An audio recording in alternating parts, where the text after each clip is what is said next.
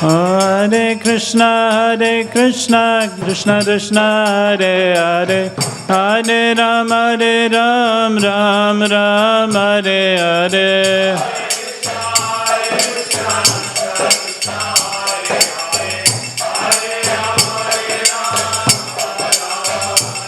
Hare Krishna, Krishna Krishna, Hare Hare, Hare Ram, Ram Ram, Hare Hare.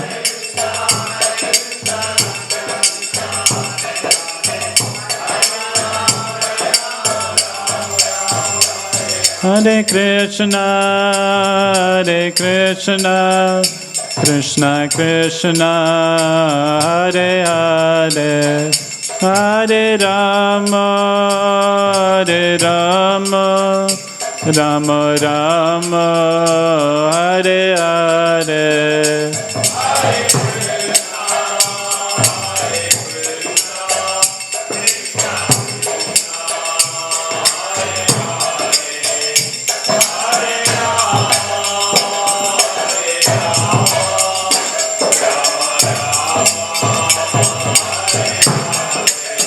Hare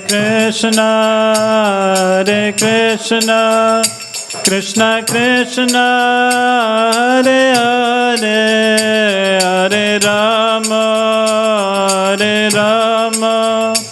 Rama Rama, Hare Hare.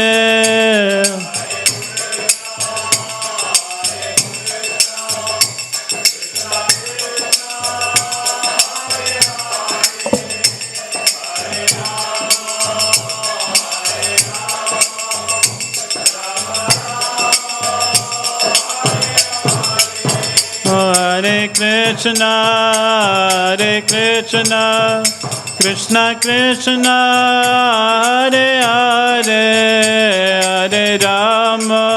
Hare Rama, Rama Rama, Hare Hare.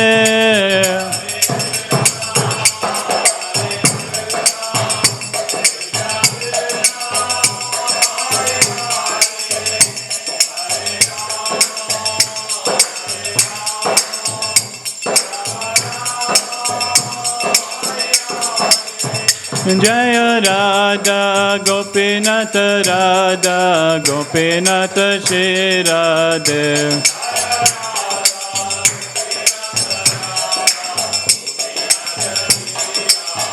Jaya Jagannatha, Jaya Jagannatha, Jaya Baladeva, Jaya Subhadramai.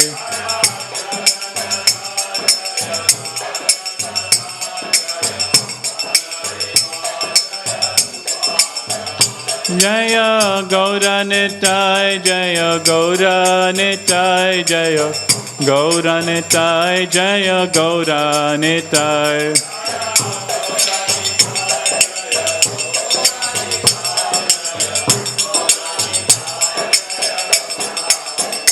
Jaya Jaya Prabhupada, Prabhupada, Prabhupada, Jaya Jaya Prabhupada.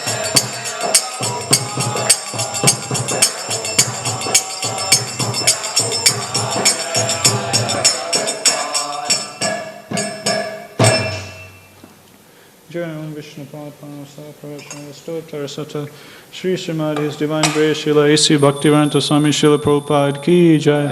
ISKCON Founder Acharya Bhakti Founder Acharya Jaguru Srila Prabhupada Ki Jai. Gantraj Srimad Bhagavatam Ki Jai. Thai Gaur Pramanande.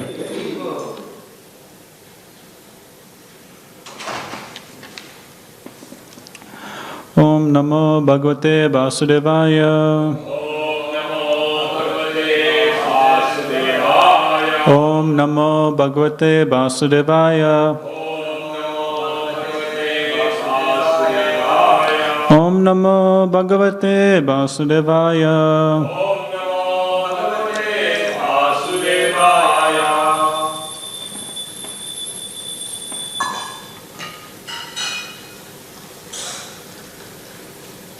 Reading from Srimad Bhagavatam, Canto 1, Chapter 19, titled The Appearance of Sukadeva Goswami.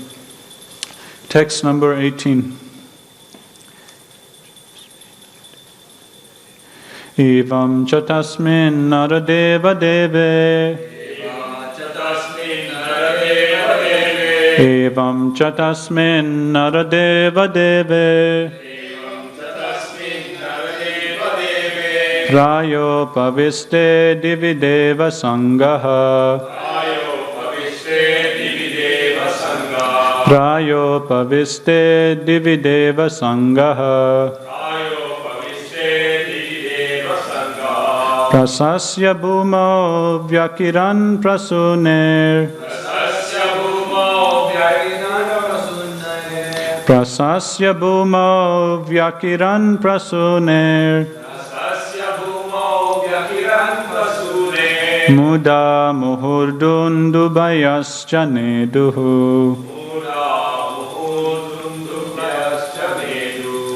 Muda muhurdundu bayascha nedu. Evam cha tasmin naradeva deve. Rayo paviste divideva sangaha. Prasasya bhuma vyakiran prasune. Muda muhurdundu bayascha nedu. Evam cha tasmin naradeva deve. Prayo paviste divideva sangaha. Prasasya bhumau vyakiran prasune. Muda muhurdundu bayascha nedu.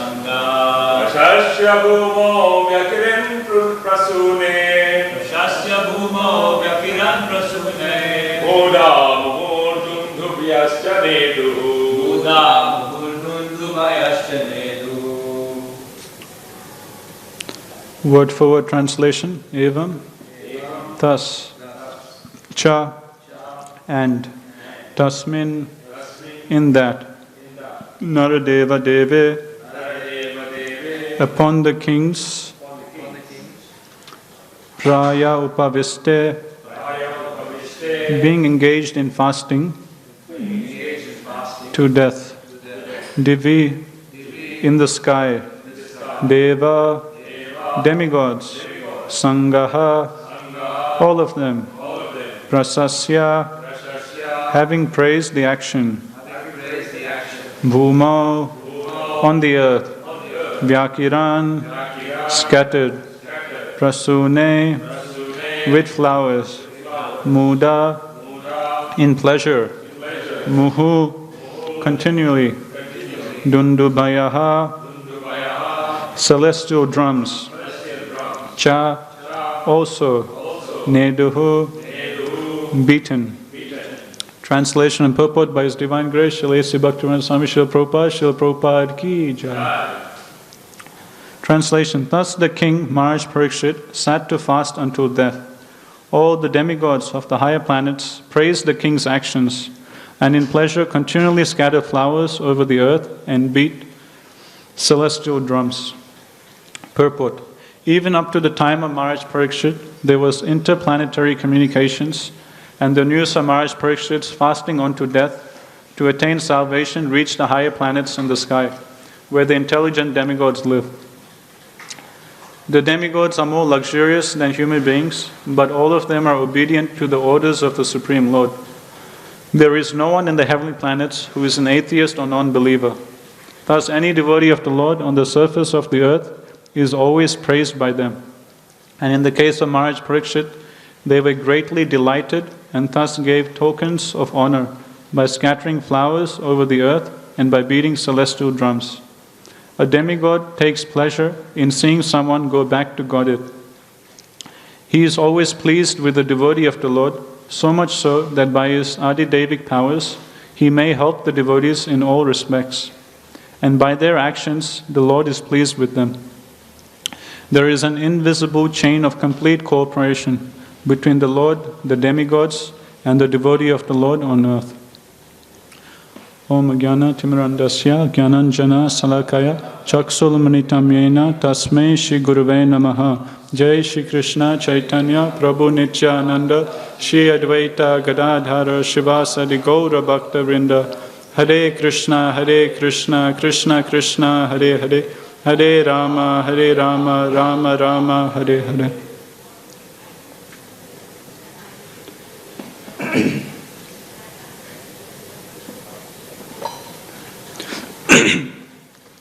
Hare Krishna, everyone. Thank you for coming to Srimad Bhagavatam class today. So, we'll continue on with our discussion of 19th chapter, the appearance of Sukadeva Goswami. So, we're seeing how the news has arrived to Maharaj Parikshit. He's found out that he's been cursed. So, as soon as he finds out about the curse from the Shringi Brahmana, he immediately renounces his whole kingdom, family, and goes and takes shelter on the bank of Ganges and decides to fast until death. And this news reaches throughout the whole universe to all the different planetary systems, and then all the great sages, rishis, Raja rishis from all around the universe, they start coming, and because they understand that now Sukadeva Goswami is going to come and speak Srimad Bhagavatam. So understanding that now Srimad Bhagavatam will be spoken, all the great transcendental personalities of the entire universe, they all start coming to planet Earth. And when Maharaj Parikshit, he sees all these great personalities from around the universe coming towards him, he immediately offers his obeisances, offers them respect, and he glorifies them. And now we're seeing how not only these sages and rishis from around the universe, they're coming to see Maharaj Parikshit, but even the demigods in the higher planetary systems, they find out about this news and they start offering their blessings and they start showering flowers upon Maharaj Parikshit, because they understand what a great devotee of the Lord he is, and they understand that now soon he's going to hear Bhagavatam and go back home, back to Godhead. So I'll just read the translation again. Thus the king Maharaj Parikshit sat to fast until death. All the demigods of the higher planets praised the king's actions, and in pleasure continually scattered flowers over the earth and beat celestial drums. So in the higher planetary systems, the demigods, they were talking amongst themselves about the glories of Maharaj Parikshit, about what a glorious king he was, about what a glorious Vaishnava he was. And taking pleasure in Maharaj Parikshit's devotional service, they were encouraging Maharaj Parikshit, they were showering flowers and offering praises to him. And Prabhupada, firstly, he starts off the Prabhupada explaining how even up to the time of Maharaj Parikshit, there was interplanetary communications, which means that what was happening in planet Earth, everyone around the universe, they knew.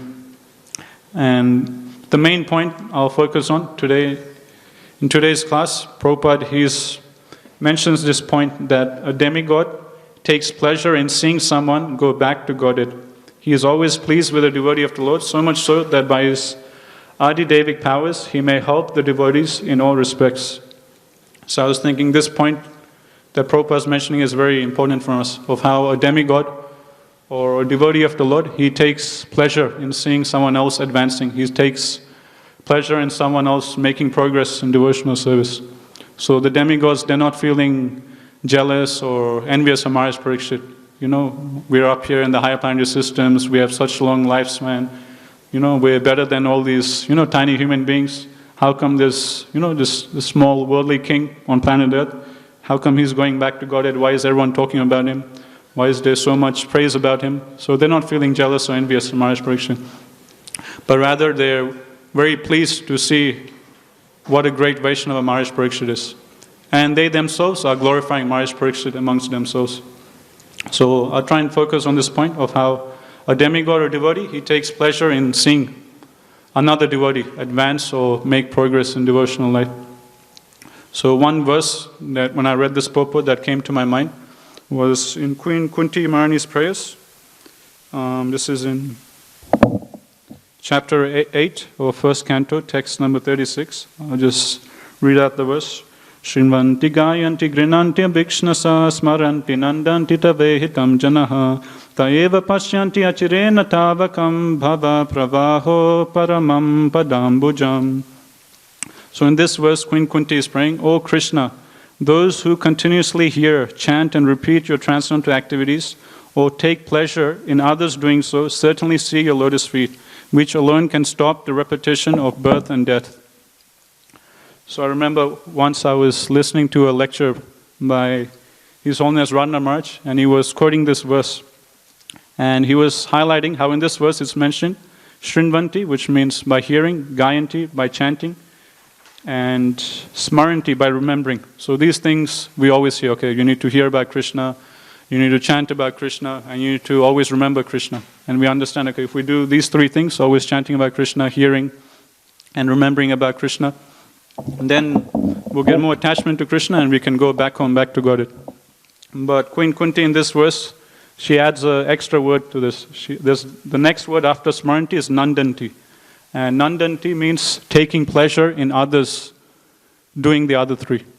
And Maharaj was making the point that if we can, just by taking pleasure in others making progress, so if you see another devotee chanting very nicely, you see another devotee making progress in devotional service, advancing in his service, and just by genuinely appreciating other devotees' service, and just by genuinely being happy to see others' progress, just by that simple act of appreciation, simple glorification of other devotees, Maharaj was saying we can go back to Godhead, just by this one thing of Nandanti. So taking pleasure in others advancing in devotional service and assisting them in their service, that's actually a very great thing Maharaj was explaining. And just by this one act, we can go back home, back to Godhead. So, some example of this we can see in, I was thinking of like real life examples where we see devotees actually demonstrating this. So I remember two pastimes from Chaitanya Charitamrita. So this is in Antya Leela. So in the first chapter of Antya Leela, we see with Rupa Goswami, he comes to visit Chaitanya Mahaprabhu in Jagannath Puri, and he stays. When he comes, he first stays in the residence of Haridas Thakur. And Rupa Goswami, Haridas Thakur, they were great friends. They would always discuss Shastra amongst themselves. And at that time, Rupa Goswami, he was writing some books. So two of these principal books he was writing was Vidyaga Madhava and Lalita Madhava. So, and these were considered to be very great transcendental literatures Rupa Goswami was writing. And he was composing different verses, glorifying the Lord and writing invocation prayers and like that. And one time Chaitanya Mahaprabhu visited Rupa Goswami, Haridas Thakur, and he saw Rupa Goswami was there, and Rupa Goswami, he offers his obeisances, and then Chaitanya Mahaprabhu inquires about his well-being, and they talk. And then one time when Chaitanya Mahaprabhu visited Rupa Goswami, Haridas Thakur, Chaitanya Mahaprabhu inquired from him about what he was writing, what's this book he is writing. And he took his palm leaf on which he was transcribing, his manuscript. And firstly, when he saw Rupa Goswami's, such perfect handwriting, he was so pleased. And he started glorifying Rupa Goswami's handwriting. Wow, this is so amazing, your handwriting is perfect. And then he starts reading, and he reads one verse where Rupa Goswami, it's like a very long verse. Basically, Rupa Goswami is saying that, I don't know how much nectar, these two syllables, Krish and Na, how much nectar are in these two syllables. When I just hear these two syllables, Krishna, I desire to have millions of years. And when I chant Krishna, I desire to have millions of tongues to taste the holy name of Krishna. So, Chaitanya Mahaprabhu, he reads this verse, this one verse from Rupa Goswami's book, and he becomes so much pleased just by reading this one verse. And Chaitanya Mahaprabhu, he becomes ecstatic and he just embraces Rupa Goswami. He's so pleased. And then later on, next time Chaitanya Mahaprabhu he comes to meet Rupa Goswami, Chaitanya Mahaprabhu, he brings Sarvabhauma Bhattacharya, he brings Ramananda Roy, he brings Nityananda Prabhu, and he brings Advaita Acharya. So he starts bringing all of his personal, confidential associates of the Lord, because he wanted to show them, what a great transcendental literature our Rupa Goswami is writing. And in Chaitanya Charitamrita, it's mentioned that Krishnadas Kaviraj Goswami, he writes that Chaitanya Mahaprabhu, to test Ramananda Roy and Sarvabhauma Bhattacharya, he started openly glorifying Rupa Goswami about his devotion, about his transcendental literature. So, to pass this test of Chaitanya Mahaprabhu, basically, when we hear the glories of other devotees, the glories of the service, we should genuinely feel very pleased. We should genuinely feel happy that, this devotee is doing such nice service. I wish I could just do a drop of that same bhakti that this other devotee is doing. So Chaitanya Mahaprabhu is mentioned to test his devotees, Sarvabhauma Bhattacharya, Ramananda Roy. He started openly praising Rupa Goswami. And then finally they reached the residence of Haridas Thakur. And then immediately when Haridas Thakur, Rupa Goswami, they see Chaitanya Mahaprabhu with all of his confidential associates, they immediately offer dandavats, and they offer them a raised platform to sit on, and they sit on the floor. And then Chaitanya Mahaprabhu, he starts glorifying Rupa Goswami in front of his associates, saying that, he's such a great devotee, he has so much bhakti, so much devotion, and he's writing these wonderful books. And then Chaitanya Mahaprabhu, he asks Rupa Goswami to recite some verses from his books. So initially Rupa Goswami, he's a bit embarrassed and a bit shy, but nevertheless it's the order of the Lord, so he has to follow. So he starts reciting verses. And when all of Chaitanya Mahaprabhu's associates, they hear this, they become so much pleased and so much happy, they all become so ecstatic. And then Ramananda Roy, it's mentioned, he starts asking different questions. What is the opening verse of your book? How do you introduce the characters in this book? Then he starts asking a list of many different questions, inquiring into his book. And Rupa Goswami, he's shy, but a senior devotee is asking, so he has to answer. So he starts quoting different verses that's written in his book. And when all these devotees, they're hearing all these wonderful verses that Rupa Goswami is written in his book, they all feel so happy, so ecstatic just by hearing this.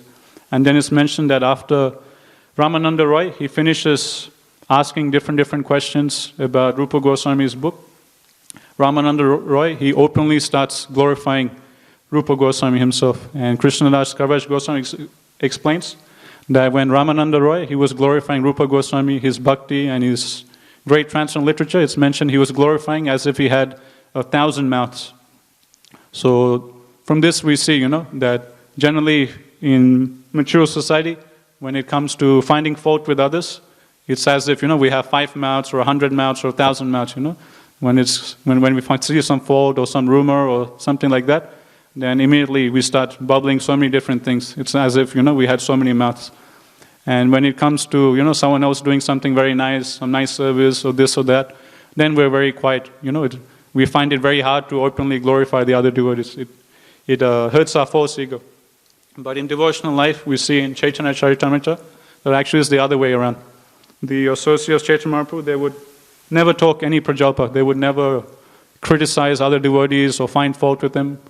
Their mood was that everyone is doing devotional service based on their capacity, based on their realization or their advancement. So why should I criticize them, Everyone's progressing on the path of bhakti.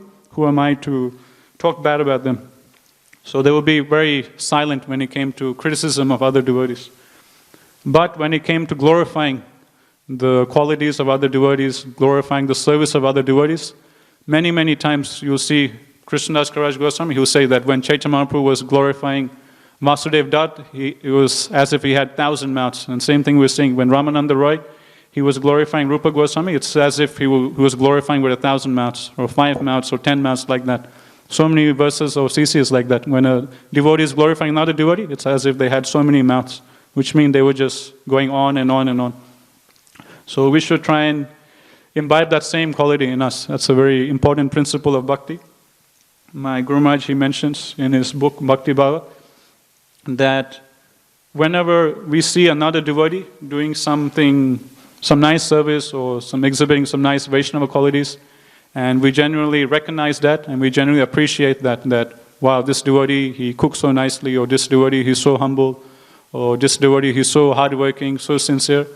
At that moment of appreciation, of us acknowledging and appreciating another devotee, at that very moment, the super soul in our heart, he starts working, he starts changing our heart to make us also imbibe that same quality.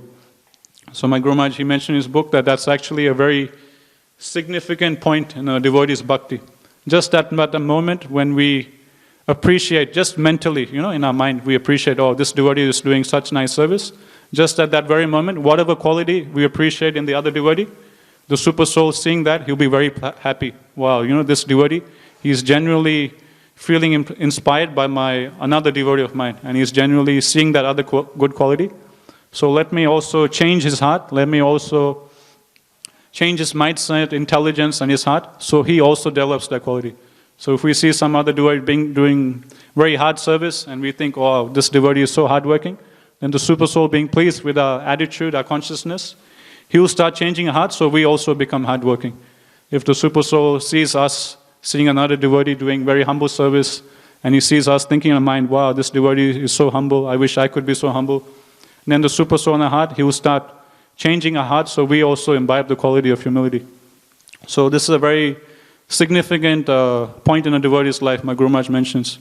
So again, we can remember that just by the simple act of appreciating or acknowledging and recognizing other devotees' wonderful service, other devotees' Vaishnava qualities, as Radhanath Maharaj was mentioning, just by focusing on this one point of nandanti, just taking pleasure in others doing service, taking pleasure in others exhibiting Vaishnava qualities, progressing in devotional service, just by that one act, we can make steady progress in going back home, back to Godhead. And another example I was thinking of in CC, again, this is in Antya Leela. So the example of Rupa Goswami, it comes in first chapter, a little bit forward in fourth chapter of Antya Leela. That chapter discusses about Sanatana Goswami. So Sanatana Goswami, he also comes to visit Chaitanya Mahaprabhu in Jagannath Puri. And on the path, from Vrindavan and Mathura to Jagannath Puri, he has to travel through Jharikand forest. And in the forest, he picks up some disease, some illness, and because of that, he gets sores all over his body. And pus and, some dirty substances, they start oozing out of his body. And he picks up this illness. So when he reaches Jagannath Puri, and again he comes and he resides in the residence of Haridas Thakur. And Chaitanya Mahaprabhu, one day he comes and Sanatana Goswami immediately he offers obeisances. And then Haridas Thakur tells Chaitanya Mahaprabhu that this is Sanatana Goswami, he's just come. And Chaitanya Mahaprabhu immediately, when he sees Sanatana Goswami, he immediately embraces Sanatana Goswami. And Sanatana Goswami is like trying to stop Chaitanya Mahaprabhu. He's feeling very embarrassed because he has picked up this illness and there's all these sores all over his body, and pus and other substances are oozing out of his body. And that same thing Chaitanya Mahaprabhu is embracing. So from Sanatana Goswami's point of view, he's thinking, how can I let this happen? The Supreme Lord Chaitanya Mahaprabhu, touching, my body which is covered with all this. So Sanatana Goswami, internally he's feeling very bad, very embarrassed, and his heart is breaking because Chaitanya Mahaprabhu is embracing him and he's getting all of his, the sores from his body, is touching Chaitanya Mahaprabhu's transformed body. Anyway, Chaitanya Mahaprabhu inquires from him and they talk, and then Chaitanya Mahaprabhu goes away. But it's mentioned that whenever Chaitanya Mahaprabhu used to come, he used to always keep on embracing Sanatana Goswami because he had so much love and affection, for Rupa Goswami, Sanatana Goswami. And this used to break Sanatana Goswami's heart. And Sanatana Goswami, he was thinking, I'm committing such a great offense against the Supreme Lord. Because of me, Supreme Lord is touching all these dirty substances, what is the use of this body? So Sanatana Goswami, he then decides that, okay, I'm going to commit suicide. When the Ratha Yatra comes, I'll just put myself in front of the chariot wheel of Lord Jagannath and I'll give up my life. What is the use of this body? Instead of giving pleasure to the Lord, I'm doing disservice to the Lord. So this was Sanatana Goswami's mindset. And Chaitanya Mahaprabhu, obviously, he's the super soul in the heart, so he could understand Sanatana Goswami's mindset that he's planning to do this, commit suicide or give up his life. And then it's like a long set of verses where Chaitanya Mahaprabhu is instructing Sanatana Goswami. Basically, in short, Chaitanya Mahaprabhu, he tells Sanatana Goswami that don't do this, don't commit suicide, you can't go back home, back to Godhead just by giving up the body. It's only through bhakti one can go back to Godhead. And he mentions to Sanatana Goswami that this body that you have, it's not yours. It's not your possession. If it was your possession, then you can do what you like with it. But actually, this body of yours belongs to me. I'm the proprietor of this body. So in this way, Chaitanya Mahaprabhu instructs Sanatana Goswami. So how can you give up something that's not even your possession? This body that you have, it's not yours. It's actually my property. And I wish to utilize this property of mine in many different ways. I wish to do many services which I can't do, I want to do through you. In this way, Chaitanya Mahaprabhu explains to him. Because Chaitanya Mahaprabhu, he was instructed by his mother, Sachidevi, or requested by his mother to stay close by to Bengal. So that's why Chaitanya Mahaprabhu, he resided in Jagannath Puri, which is close to Bengal. And Chaitanya Mahaprabhu was explaining, because I have to follow the request of my mother, Mother Sachi, I can't go to Vrindavan and establish all the holy places of pilgrimage and teach others pure bhakti in Vrindavan and Mathura. So I need someone else to act as an instrument to carry out my desires. And I wish to do it through your body. I wish to do it through your body, and your body is my possession. So how can you give up this body which is not yours, which is my possession? So in this way, Chaitanya Mahaprabhu instructs Sanatana Goswami and corrects him. Then after Chaitanya Mahaprabhu leaves, then Haridas Thakur, he starts, again, this point we see of how a devotee, he takes pleasure when another devotee, he gets mercy, another devotee is making advancement. Then a genuine devotee of Lord, he's very happy and is very pleased to see that. So then it's mentioned that Haridas Thakur, he starts glorifying Sanatana Goswami. You're so fortunate, you're the most fortunate devotee. Chaitanya Mahaprabhu has given you so much mercy. Chaitanya Mahaprabhu has personally declared that your body is his property. How much mercy you've got. Such mercy no one else has got. And in this way, Haridas Thakur starts glorifying Sanatana Goswami. Haridas Thakur starts saying that you're so fortunate that Chaitanya Mahaprabhu, those desires that Chaitanya Mahaprabhu, he himself couldn't fulfill, Chaitanya Mahaprabhu wants to fulfill through your body. And he starts glorifying how, through Sanatana Goswami's body, Chaitanya Mahaprabhu is going to write so many different literatures, transcendent literatures, and do so much service. In this way, Haridas Thakur, he goes on to glorify Sanatana Goswami about his fortune and about how lucky or how fortunate he is to get so much mercy from Chaitanya Mahaprabhu. And then it's mentioned Sanatana Goswami, he also starts glorifying Haridas Thakur. So this, again, through CC we see, how a genuine Vaishnava society is supposed to be. Everyone takes pleasure in others' devotional service, and everyone appreciates others' Vaishnava qualities, and one devotee glorifies another, and that devotee, he takes very humble stance, and he says, okay, it's not me doing, it's Krishna doing. Many times you see in CC, like Krishnaraj Kaviraj Goswami, always say that I'm not writing this book, CC. It's not me, it's Krishna, it's Chaitanya Mahaprabhu writing. I'm simply a dancing doll in the hands of Chaitanya Mahaprabhu. And this way, Sanatana Goswami, he'll address himself, Haridas Thakur, they always put themselves in a humble position whenever any glorification comes for them.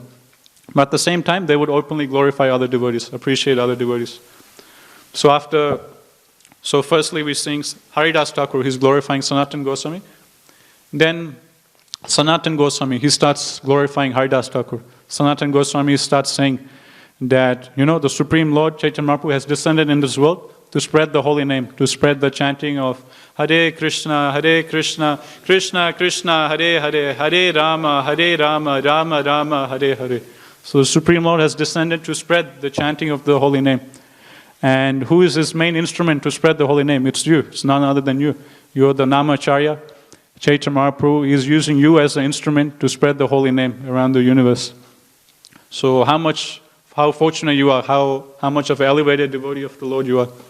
Then Sanatana Goswami, he goes on to glorify him by saying that some devotees, you'll see that they'll very much preach and do a lot of devotional service, but in terms of the character, they're lacking character or Vaishnava qualities. Whereas others, you'll see, some will be very pakka in character and in their sadhana, but they won't preach, they won't go out and openly preach and propagate the holy name.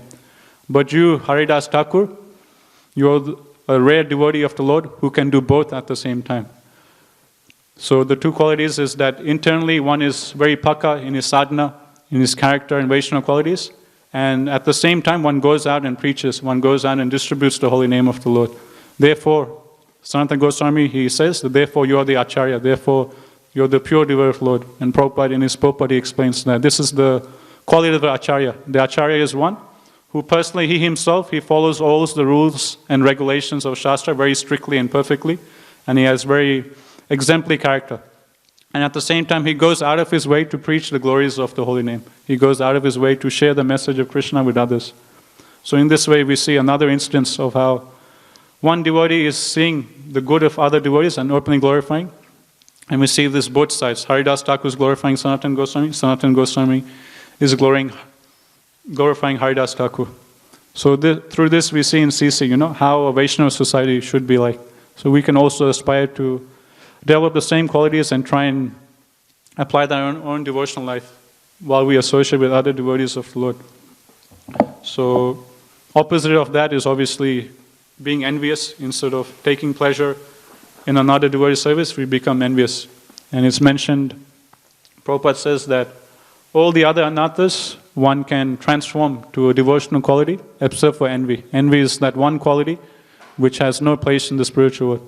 For example, pride, instead of having pride in our own abilities, we take pride in Krishna. Okay, I'm the servant of Krishna, I'm the servant of Prabhupada, I'm the descendant, of the 6 Goswamis, like that. We can have spiritual pride.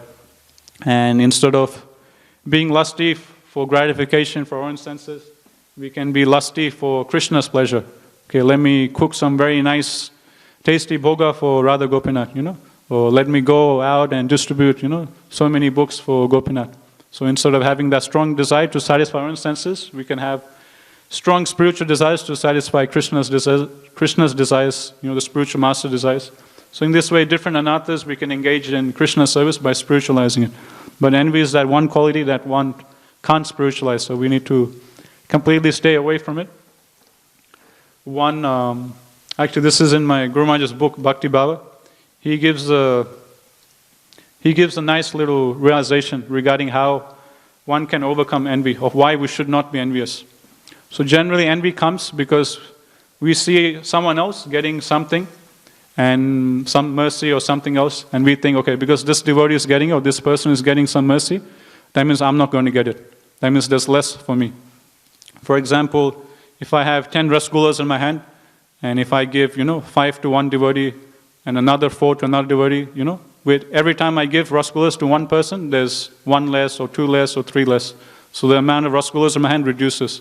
So then generally we'll start feeling scared, oh no, the rasgulla is reducing, will I get one? This devotee got so much, this other devotee got so much.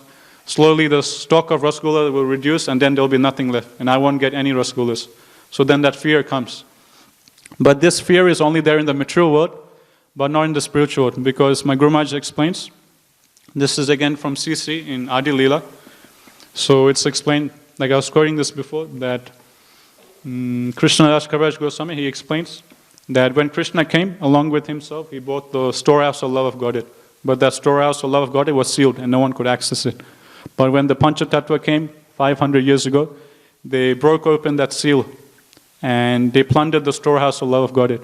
And they personally started enjoying the fruits of love of Godhead.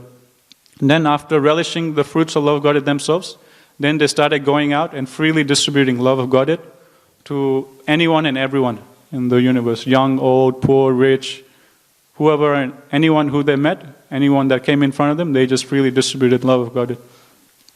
And the important point my Guru Maharaj mentions, there's this one verse in CC where it's mentioned that the more the Panchatattva, the more they distributed the fruits of love of Godhead, the stock of love of Godhead in the storehouse increased by 100 times. So which means, let's say if I have 10 Rasgullas, if I give one to Nrsimha Prabhu, there's 9 left. If I give one more to Kamsari Prabhu, there's 8 left. So that's in the material world. Whereas in the spiritual world, if I give one Rasgulla to Nrsimha Prabhu, then the amount of Rasgullas I have increases by 100 times. So 100 times 10 means I have 1,000 Rasgullas. If I take another Rasgulla, give it to Kamsari Prabhu, then whatever stock of Rasgullas I have, you increase it by another 100 times. So in spiritual world, it goes the other way around. In spiritual world, in the storehouse of love of Godhead, things work the opposite way.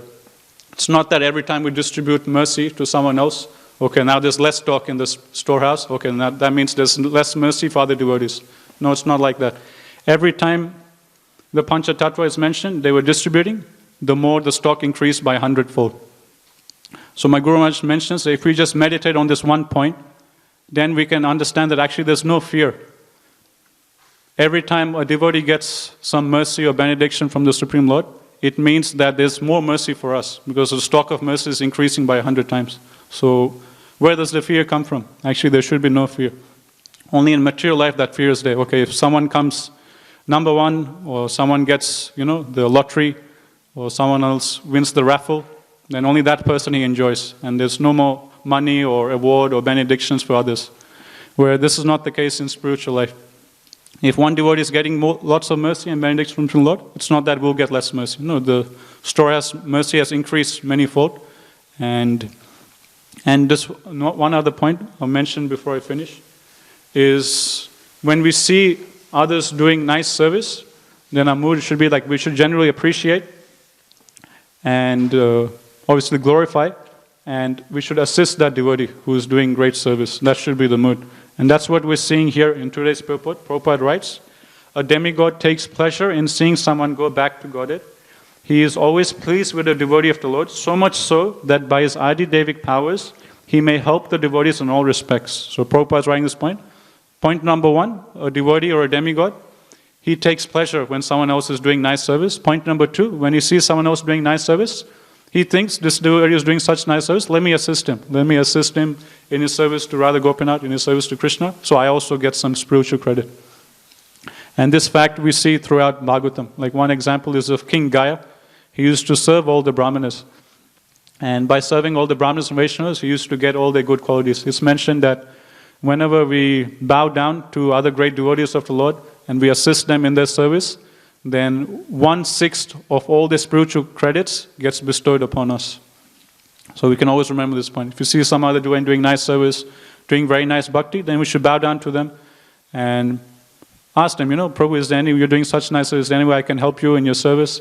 And just by us, some or other doing some small assistance to the other devotee in their service, we get 1/6 of their spiritual credits. And also, another example I was thinking of was his mother Devahuti. So she was married to Kadamba Muni, who was a great devotee of the Lord.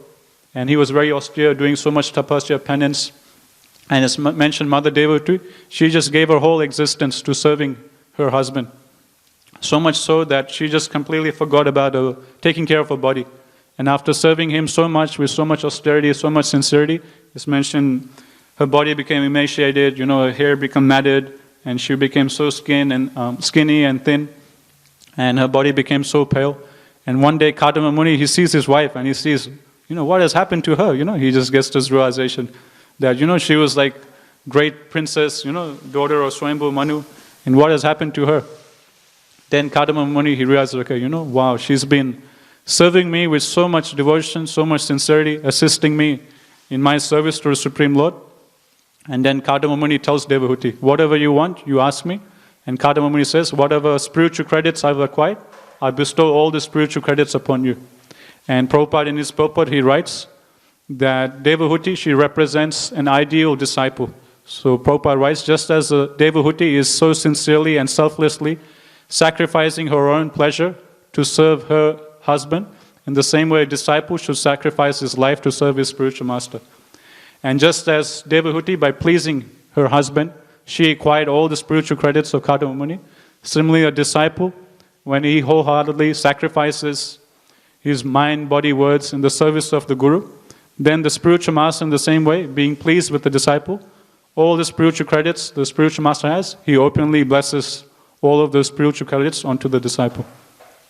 So in this way, we can understand of how important of a quality this is, that when we see others doing nice service, doing nice bhakti, firstly we should take pleasure in that and generally feel happy. And when we feel that happiness, Super Soul, he will change our hearts so we also acquire the same quality. And secondly, we should assist those great devotees who are doing nice service. And by assisting them, we also get spiritual credit for whatever service they're doing. Okay, we're just on time. We'll stop here. Gantara Srimad Bhagavatam ki jai, Jaguru Srila Prabhupada ki jai, Jai Gaur Pramanande.